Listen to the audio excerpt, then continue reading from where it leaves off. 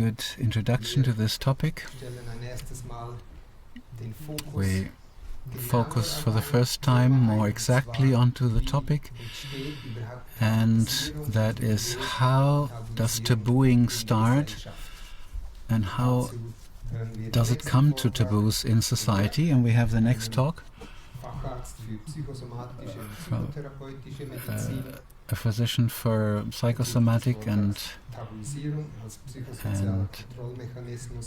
it's the title Tabooing as a Control Mechanism Between People.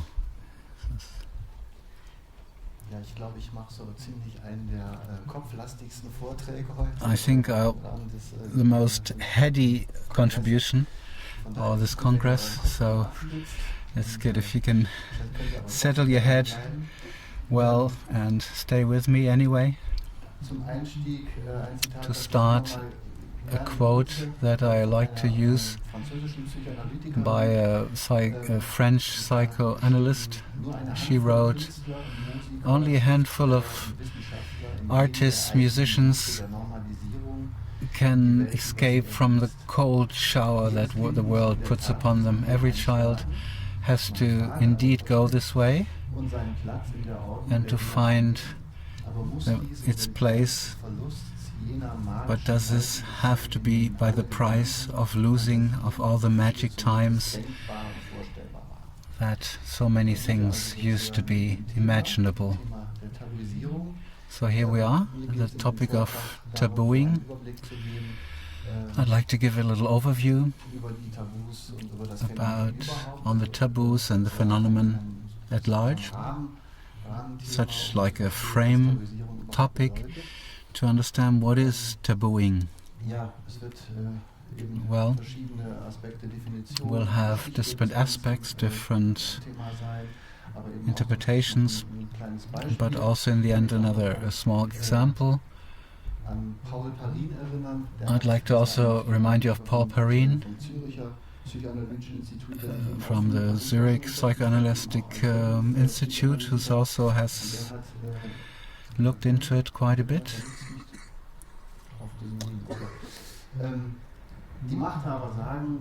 Those in power say, "We are protecting you from the bird flu," but they never say, "How do we protect yourself from us?" So this is a bit the connection between those in authority in society. What function does it have? When we start from the 68 times, many have looked and read Wilhelm Reich, the question of sexual revolution. Many authors have come around, many have referred back to Reich. Actually, we just need the freed, sexually freed man or woman who are completely free from their bodily rejections, and then everything will be. And the frustration during that time was that this obviously didn't work. It means sexual freedom or liberation doesn't necessarily lead to love, freedom and society, and the capitalism has become much more adaptable than we had expected. Many new fashions, many new processes, and has even accelerated the process of capitalism. So this is a very interesting phenomenon, because it also has to do with tabooing things. And so one taboo falls, and there are many other taboos which are just as relevant. I will not go too much into the Freudian story. Freud has written about totem taboos. The prohibitions of taboos, that they are void of every reasoning and we can't understand, but those who are under their jurisdiction, it seems clear. It's interesting that he talks about the authorities, that you have to bring under control of the Oberei, you have to govern your forces, and it's very interesting. As for Willem Reich, that was a topic. He's brought it back to very early in history things, Darwin's concept of the but it's a lot about the suppressed sexuality, and there the Oedipus complex and incest taboo has a very important place. And somebody, Hartmut Kraft, has talked a lot about this and has done a contra-thesis. There is no primal taboo. Incest taboo is not the primal taboo, but tabooing things is something itself that has happened when the animals turned into humans, and he's looked into that quite a bit. He says the term comes from Polynesia. It's something very charged, inter-psychic, intrapersonal strategy, which happens in you, but also between people, with ruling out, because you have to rule social interaction. So he says tabooing is not just something that happens in me, but between people. And here you can ask yourself, what quality does a society have which is governed by such? Said it's a process in 2 steps. First step, somebody sets up a prohibition for certain actions. It could be language taboos. I can't talk about specific taboos. It can be a sensation or touching. So it's very broad, intrapsychical or intrapersonal. And in the second step, if it comes to transgressing this taboo, then there's a threat, or it's already there, or the action of social rejecting, stigmatizing. Many have looked into the term stigmatizing, so that's not good. We don't want that. The psychologically ill should come out of stigmatizing, but tabooing nobody talks about anymore, or very few people, and put this together. In primitive society that are governed by traditions, it can even lead to death, like a voodoo test, and in modern society it also leads to rejecting that person and can go all the way to heart attack or suicide. So it can bring about a very strong force in me that I'm either so stressed that I get very, very ill, or even up to a psychogenic death. So tabooing is something in us, grounded mechanism. It's a psychological defense mechanism. There are many mechanisms: suppression, projection. There are many mechanisms of avoidance, but tabooing is not in the books about it, so it's interesting to take that into it and to see the meaning of this term, of tabooing. And I believe it's actually the foundation of all rejection mechanism. Taboos can be conscious, but they can also be only half conscious or unconscious, meaning in me, if I've been raised seriously and properly, then there are topics that are unconscious, and I'm not really allowed to know about it, and I'm not really allowed to feel it. And these serve the individual mostly in forming and developing the identity. It only comes to psychotherapy lately, founded on Erickson. When you come about identity, it is I am an I with the following traits. If I know who I am, then I'm self-confident. And when it comes to tabooing, I'm such and can't be different. So that I can feel safe in a very capsule of identity. In groups, taboos also serve the identity in a group. The group says we are those who, those we are not for sure not that. And there are interesting connections with fascism, modern fascism, elite societies, very distinctly separated from others and separated from other ethnics. And it's again and again important that the group connection and staying together can be kept, and also the interests of those in authority in those groups. In psychotherapy, we decide between primitive and mature rejection mechanism. For example, suppression. I think, I was angry at somebody that I met.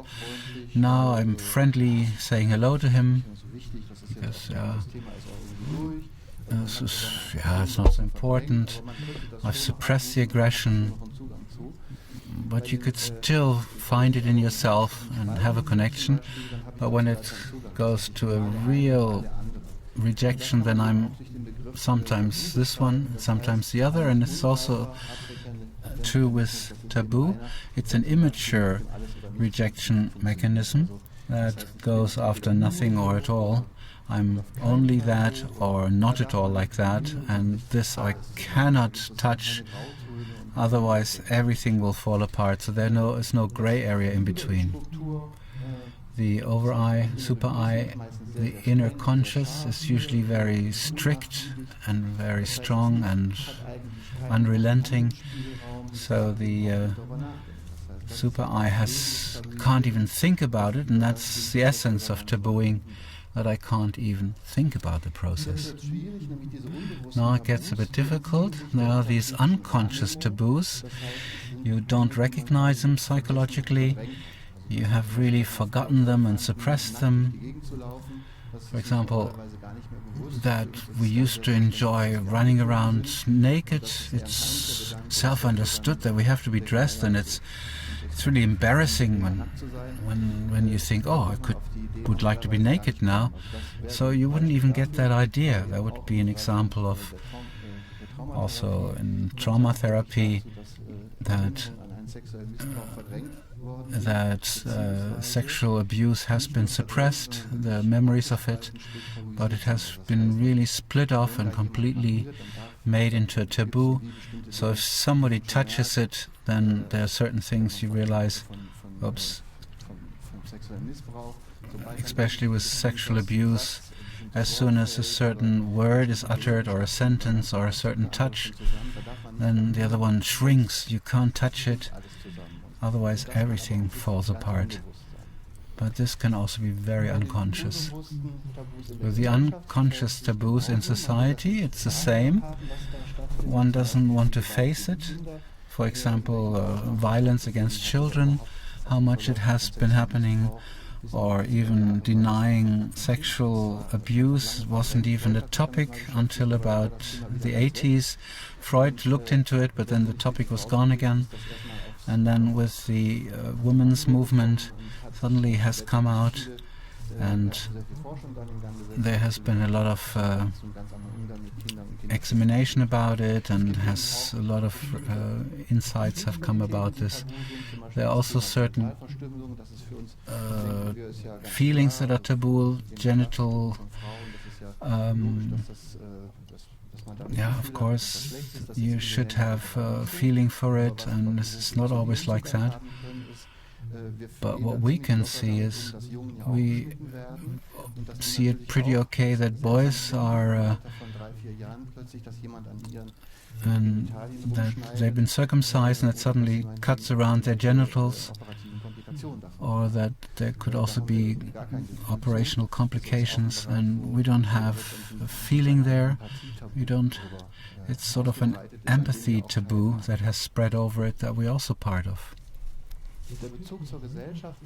in connection to society, that you can ask yourself, what's the difference between different cultures, certain rites and practices, but also what is made a taboo in society.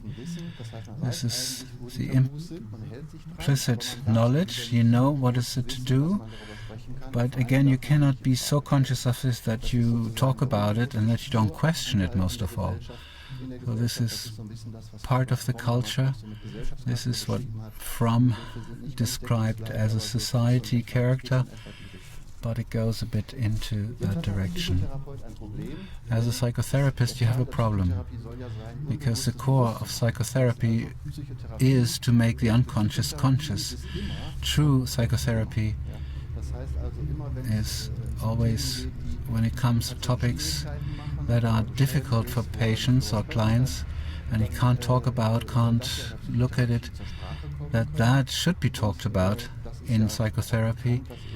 And it's also known that when you do it, that often it brings about difficulty with the family or the spouses, and another safe room is there that the partner doesn't really want that one is so familiar. The problem with Freud is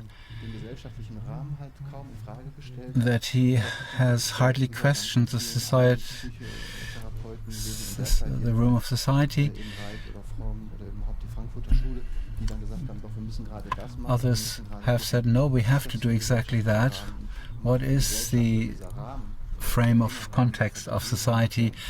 And this narrow frame, doesn't that actually make us ill? A term that often is not very known, but which is just as important. Mana is not the biblical mana, but mana is sort of a holy force that is very forceful, very strong.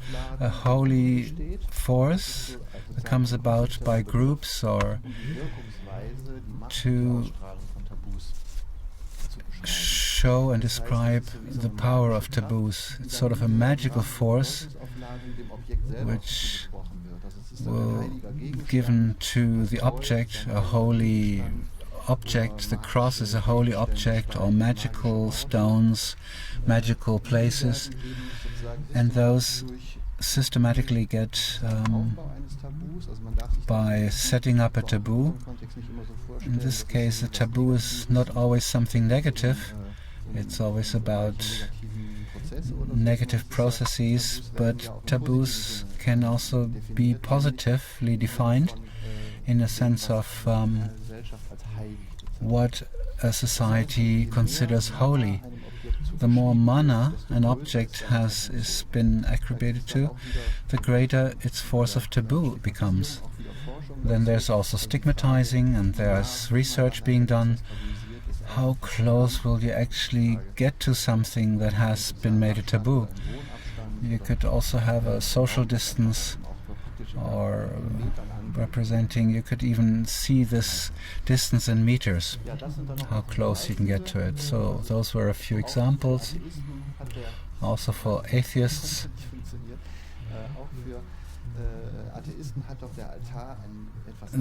even for atheists, the altar is something fearful. You don't actually go to the altar and unpack your breakfast sandwich. Well, this is a little bit holy. Of course, you can all see that now. And even the woman down there, you can't just invite her to play cards. You can see she has a certain radiation. There you have a bit of respect. Other untouchables are, for example, case or the topic of death, skeletons, bones, corpses. There's always a big mana, and the very primal taboo in our Jewish Christian context is the tree of knowledge, and one has broken this taboo, and one was kicked out and separated. So the whole Western society and description of myth, and one of the first taboo that was ever has been reported on. They're protagonists, the Tabu-geber. They create constantly new taboos. One always thought, oh, taboo is something from primitive people. We don't have that. Today you see that differently. There's constantly new taboos being created. We'll have some examples in the end. And these Tabu-gebers have their interests, their vested interest. Doesn't always have to be a person, but it could also be happening interactively in groups, so that something new comes to something that is leaning towards becoming a taboo.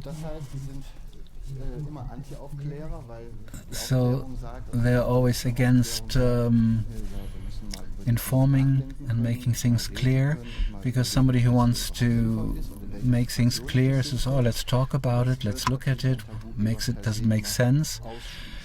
And a Tabu-geber would exclude that completely, and the Tabu-geber also becomes taboo himself, and he protects himself as the untouchable.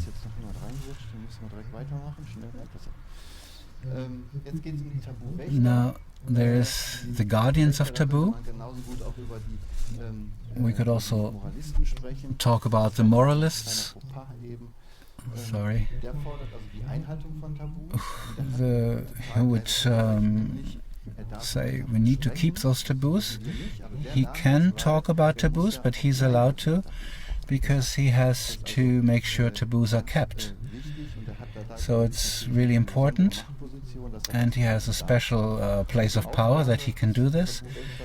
And the task of the taboo guardian is to judge other people or their dealings, and to give them a bad look, and to say, you're doing this, and you have to be exposed, and you have to be kicked out or separated from. Now, of course, he wants to himself stand there morally as good, and wants to avoid to have an ethical or philosophical discourse, because once we talk about it, is this good what we're doing, is it not bad, then we have a discourse ethically or philosophically if that's good or not, and he wants to stop that by a quick judgment of value. And of course he also has his own advantages. I won't get into that at the moment, but we all are taboo receivers. We accept taboos, and we sort out our relationships. How do I see myself? How do I handle myself and the impulses? And how do I handle others? You identifying with what the taboo is asking of me, and that's a very important point, because the tabooing in me will say, oh, I don't want that. No, I want to stand here dressed and clothed. That's why it is like that. Disadvantage is that there's an immoral identity which separates the world into good and evil, and yourself also. There are good and evil segments, and the bad ones might want to fight, and I also want to pretend that I don't have evil ones, I'm free from all bad ones. And the taboo receivers also have a very mean side. They can become a mob, a persecuting mob. It can turn over real quick, that they become the taboo vengers. Could be a term. Those are those who keep the taboos, and together with the taboo warriors will persecute the others, and this happens all the time. We just look at politics, that that groups that have once been stigmatized and separated. Then there is a taboo-brecher. There's somebody who consciously or unconsciously breaks a taboo, doesn't stick to it, and mostly he or she is afraid to do it, but also that afterwards he could be punished and collects guilt. And if you have a look at it, that's the story of sinners.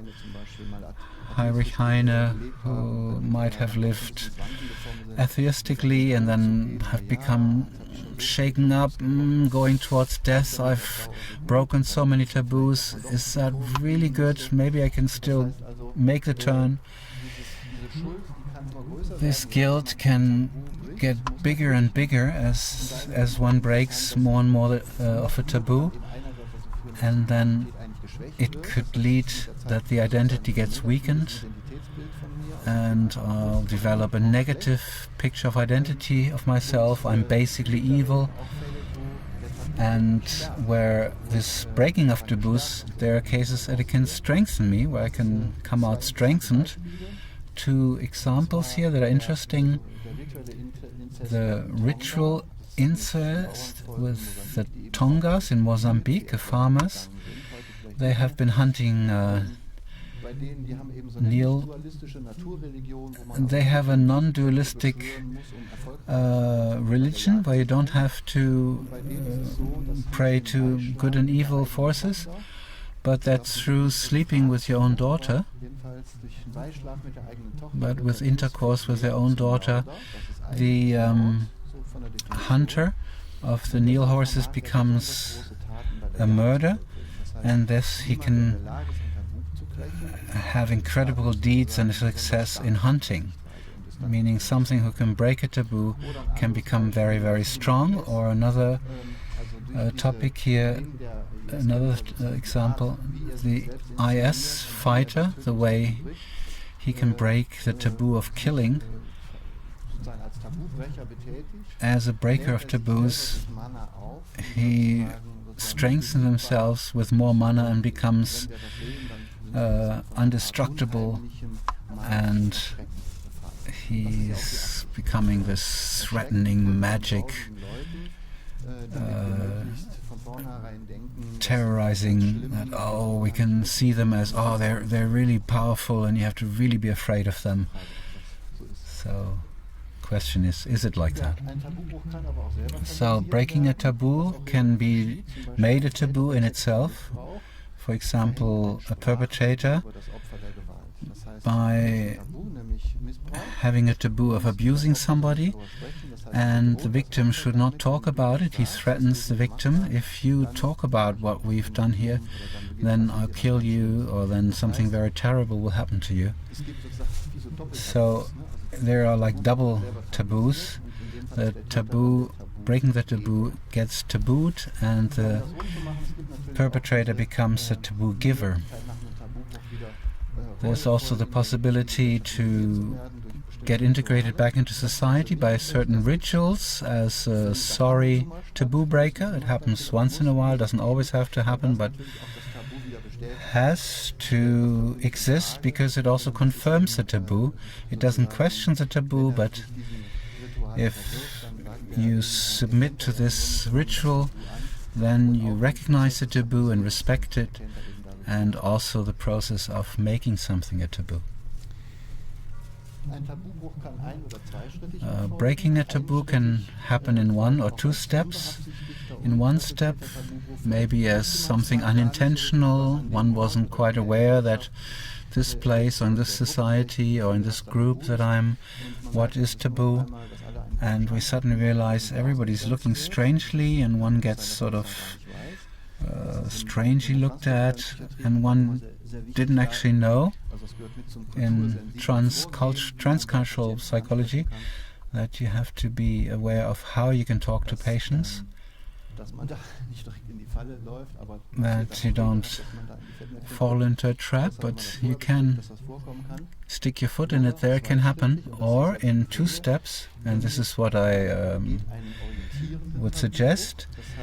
You have an oriented breaking of taboo. You imagine what is it actually, you think about it, you try to analyze it, you talk with somebody about it, meaning you check the taboo if it is really substantiated. What is it all about? Is it the killing taboo, for example, or... And then you start thinking, well, I don't really want to kill somebody, but I'm thinking about, is it never justified that I could never kill somebody, or are there certain situations where I could? And this is what we should also ask today in the sense of enlightenment, Enlightenment 2.0. We're a very unenlightened society, and we should go further and complete certain enlightenments, and there are a lot of parallels to what we do here. And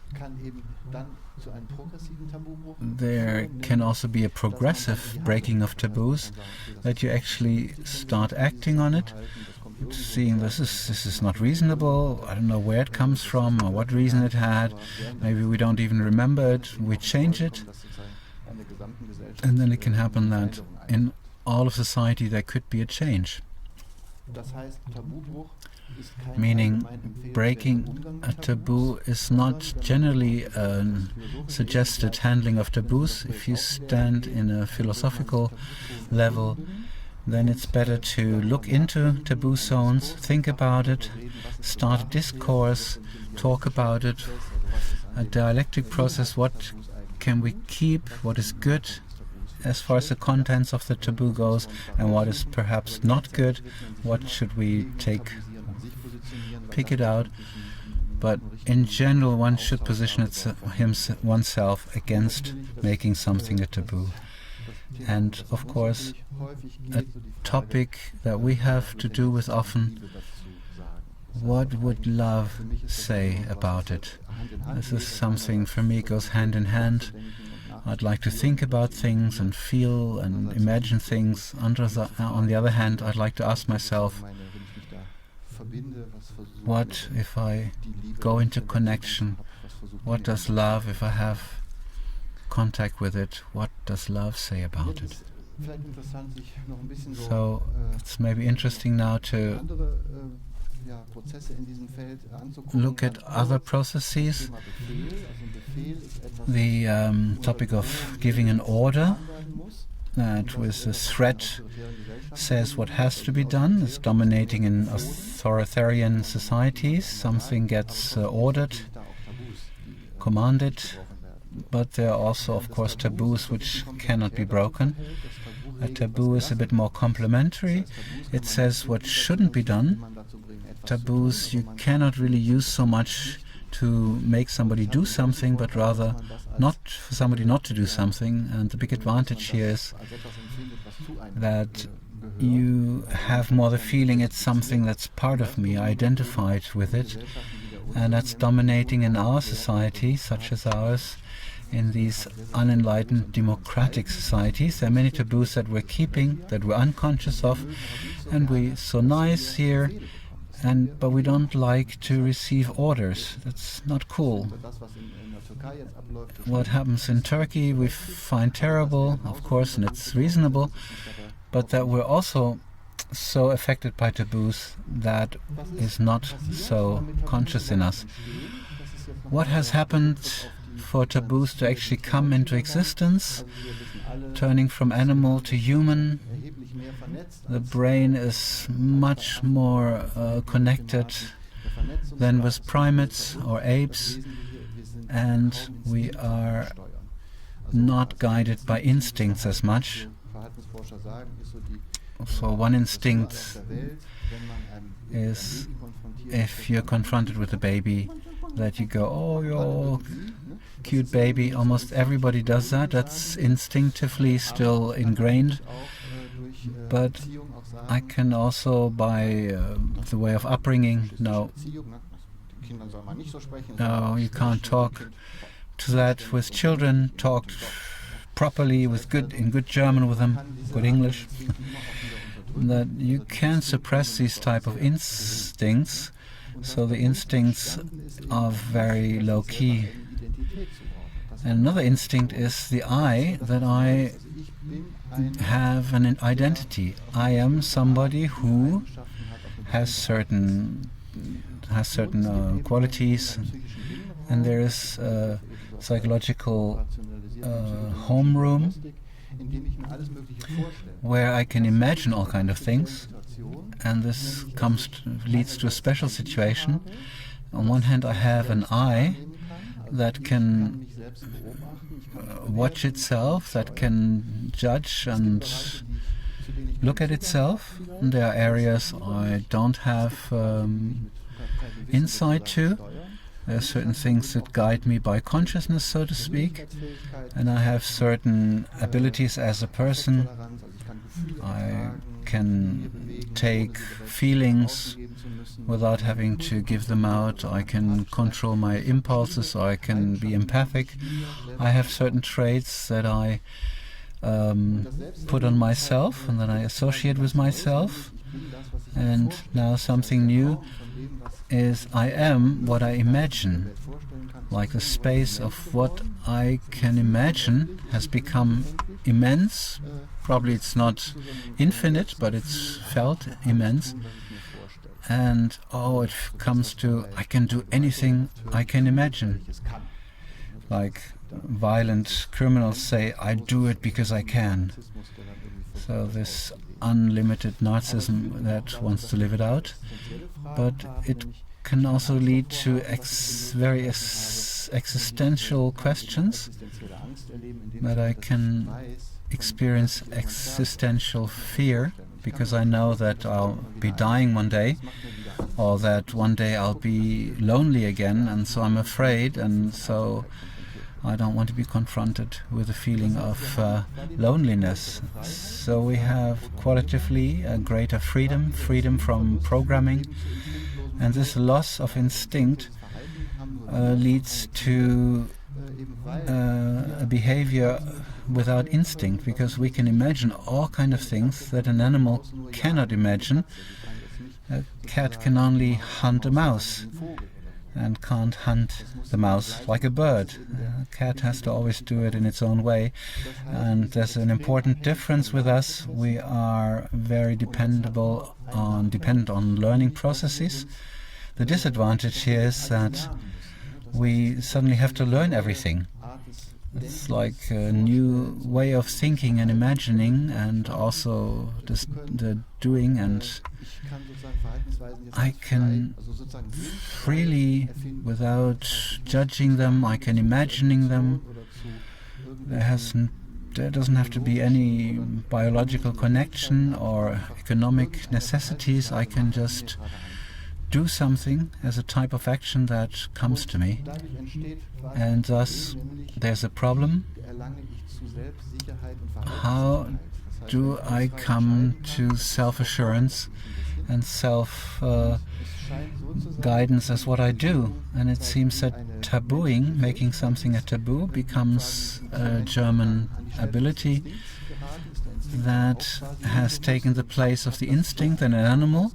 The instinct in an animal was also unconscious because it's just an instinct, and with us that the taboo has taken the place of the instinct and is extending the social control.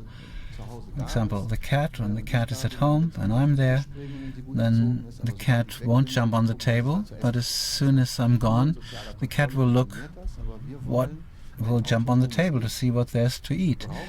So we need an autonomous I, and we need something else that regulates it, and it seems that taboos have taken the place that were instincts in earlier days.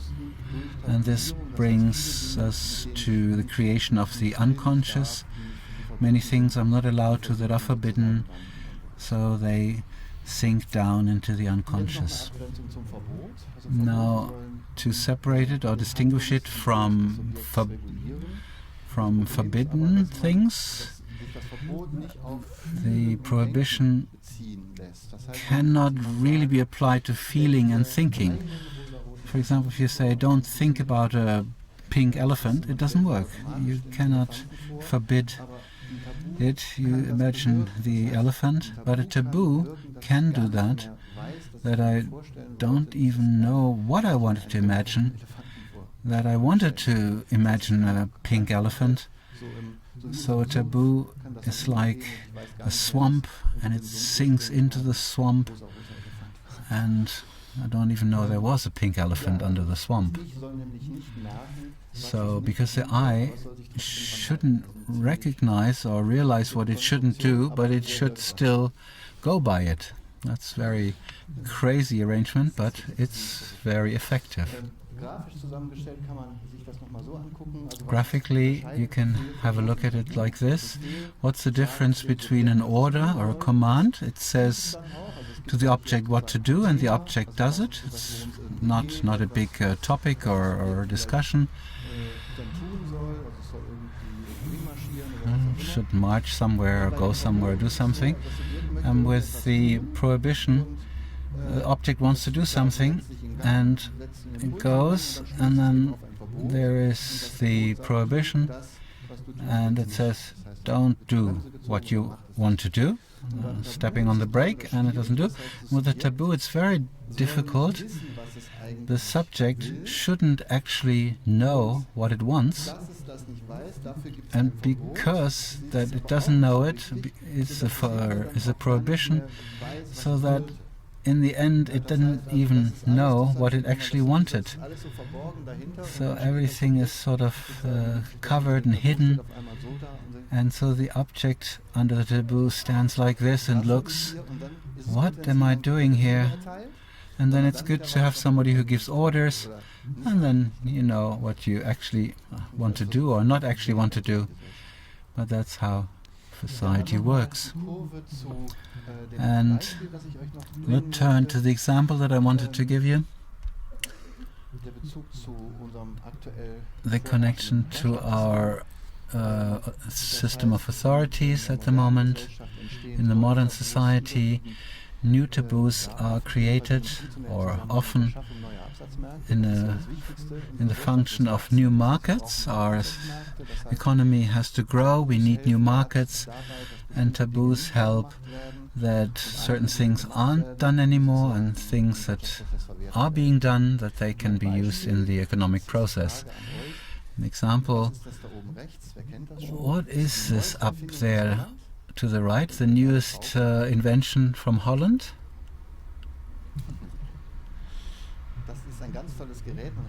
It's a very special device. It's better, you sleep better when you have somebody next to you that or who breathes. And it only costs €500. It's a breathing robot, and it's really nice. And you don't need to think about partners, dogs, cats. You have the breathing robot, and it breathes. You can set different things. I don't think it's snoring, but that's what I think. You always what happens, what should happen between people, or what would normally happen. Reich once looked at that in work democracy, so that what in personal happens between people without pay, this is what in socialistic society or work democracy, that's what we should reach with each other. But that shouldn't happen. Everything that people do with each other, there should be taken money for. You should rather be in digital worlds. It would be better if this was a digital conference, and this would also be able to bring money and could be recorded. So, what happens inside of you when you see this? When I first made the spot, I didn't see the green spots there, but what happens inside of you? No, that's not the point, the green spots.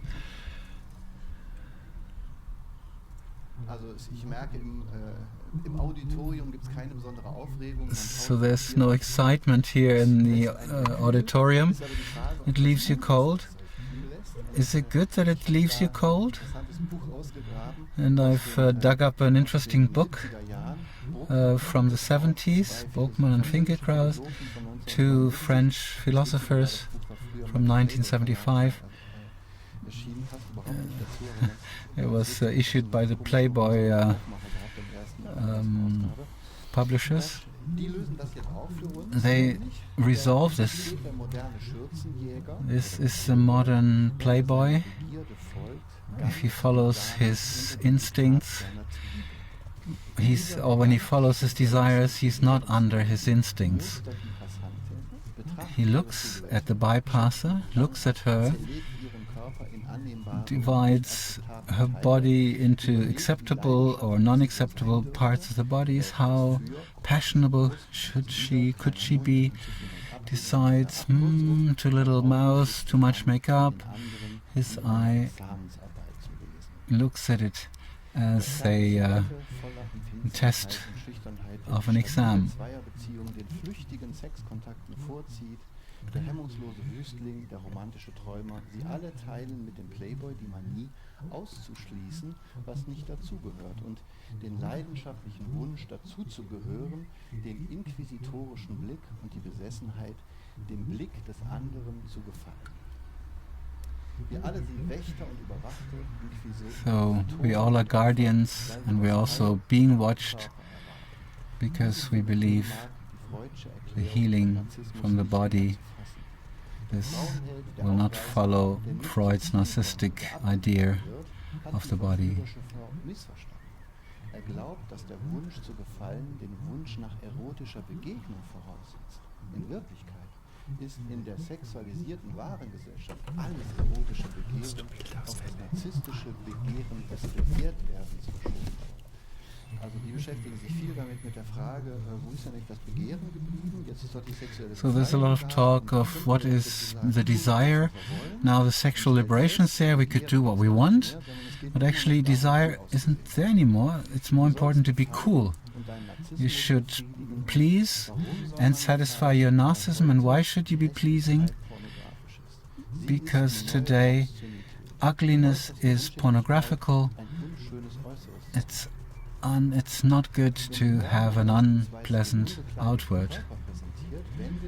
For example, in advertising, an unclosing body, but it also moves him sometimes to purchasing something, but also to compare.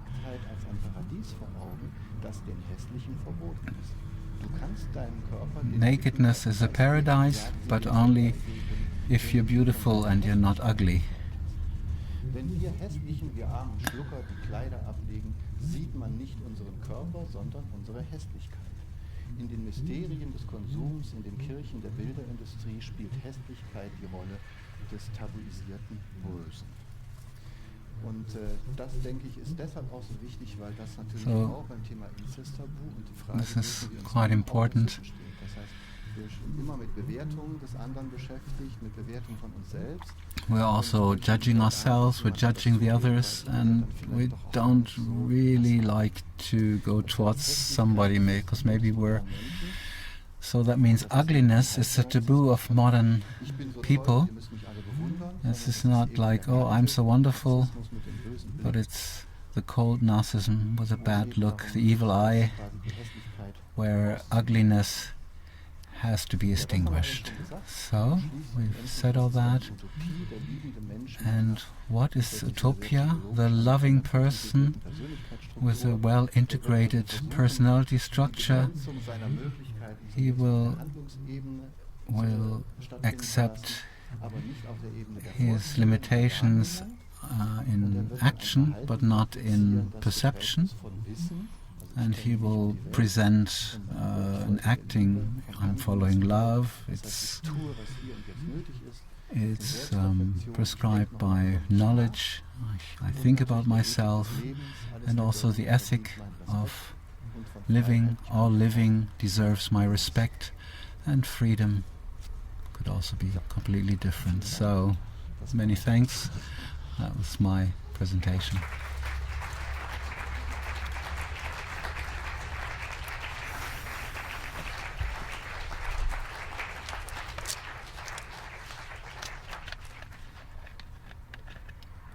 Jetzt weiß ich nicht, was jetzt kommt. Muss ich was tun?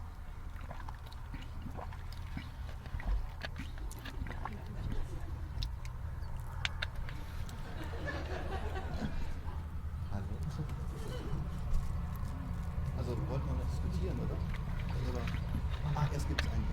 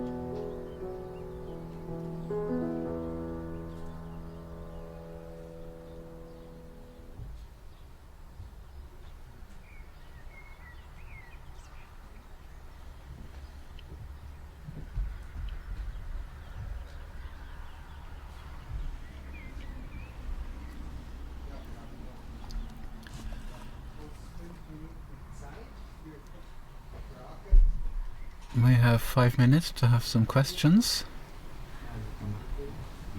Yes, yeah. Wir haben 5 Minuten Zeit. We have 5 minutes to for 1 or 2 short questions in regards to the first 2 presentations from Rahel and Jörg.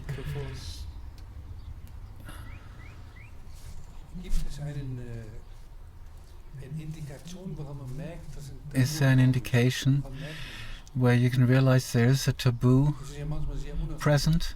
Sometimes they're very unobtrusive. Or, yeah, unobtrusive.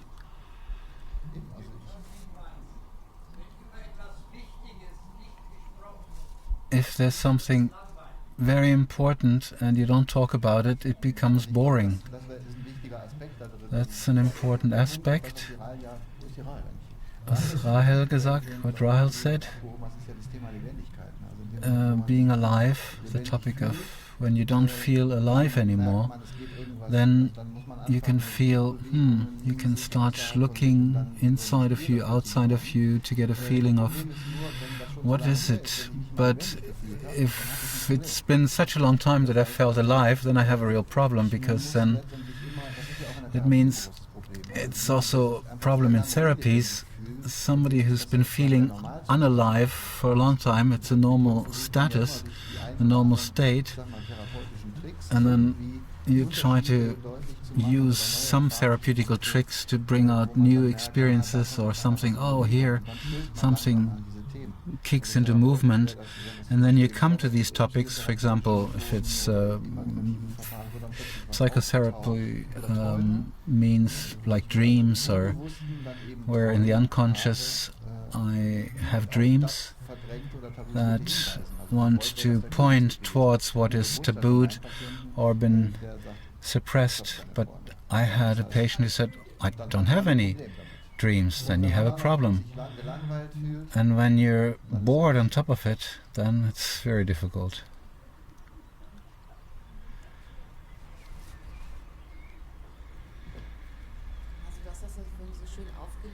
You've listed it so well. Things that are forbidden, of course, something is getting forbidden, there's a punishment. How does this mechanism work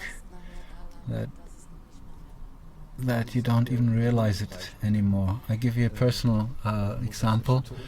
My mother is dead now, so I can tell it. When I was 4 or 5 years old, I was there with my mother and my sister, and I asked them in the bathroom, Mama, why can't I see you naked anymore? You nursed me and breastfed me. And then there was a very cold atmosphere, very irritated and very suppressed smile, and I've never asked the question again. I knew I shouldn't dare do that. So there are usually situations that you often have forgotten. I mean, fortunately this is conscious for me, but where you actually forgot what happened. And this is what in psychotherapy pops up suddenly as a remembering.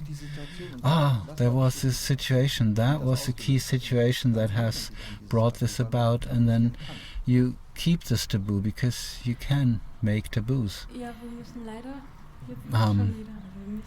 So we may and have to get rested a bit before the next block. And here's a question somebody has.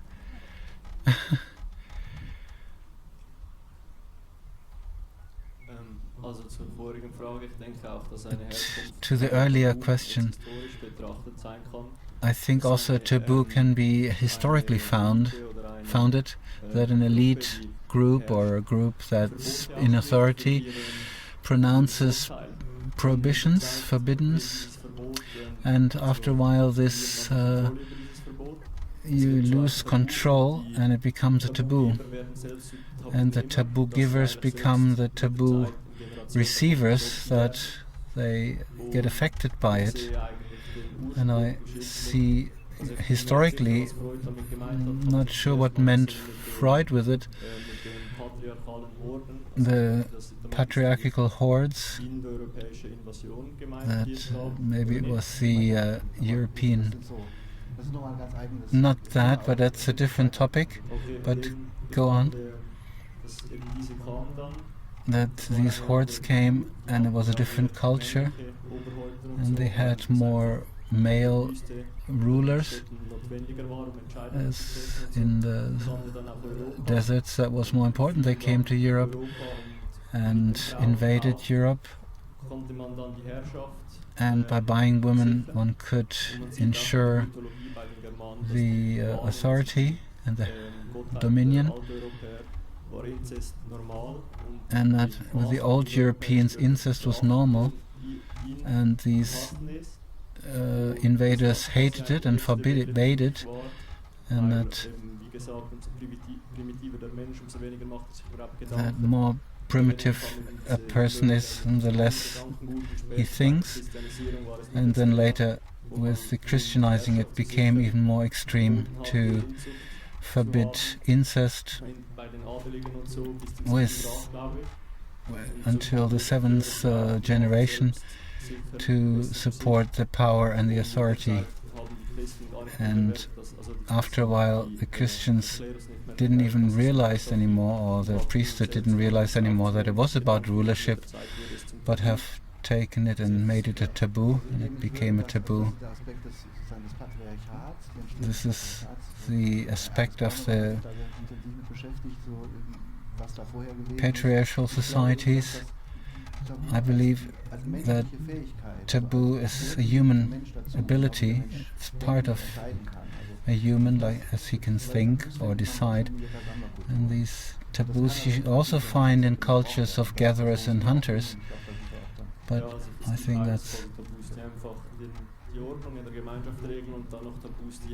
And then there are both ways, taboos that govern rules in society and also that hold the authority. There's a break now until 4:30, and please be on time again so we can have the later afternoon block. And in the Rössli there are some snacks during the break, and all other infos you'll get later tonight. And I'd like to allow you to be really alive during the break and to look if you all, what has Rachel been talking about, and also Jacob, that you can exercise that a bit, not to be in the usual constellations, but go into relationships, but to kind of look who else is there that I maybe like, who I maybe like, or that the whole thing becomes a little more alive and not boring. And then when you come back, maybe you dare to sit in a different way, to experiment, so that we can get more and more concrete, and the whole thing doesn't just stay on a theoretical level.